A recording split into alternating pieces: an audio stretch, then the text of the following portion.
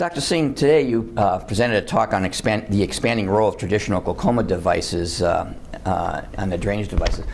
Could you explain what that new role is, or where is it expanding to? Yeah, so the role is not new. We've used long tube drainage devices for 4 decades. The Multino implant was the first, and then we've had the Barbell and the Ahmed implants come out. There's been a lot of interest in recent years on stenting procedures, tube implants in Schlemm's canal and the suprachoroidal space. But during this period, there's also been a growth in traditional drainage devices. These devices we've used for many years, and this expanding indication for these devices has largely been supported by several clinical trials, which were the focus of my presentation. Just to give you an idea, there's been a 10-fold increase in the number of these drainage devices implanted over the past 20 years.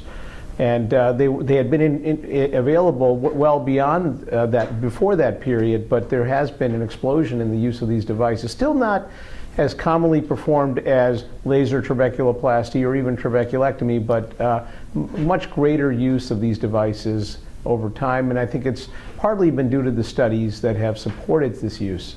Do you see their growth continuing almost to the common everyday occurrence as maybe a first line of therapy?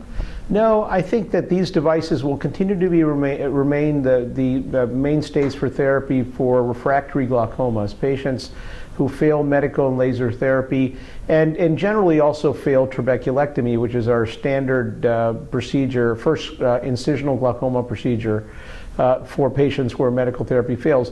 Although there are an increasing number of indications for doing tube implants before trabeculectomy, particularly in certain high-risk glaucomas, including neovascular glaucoma and uveitic glaucoma.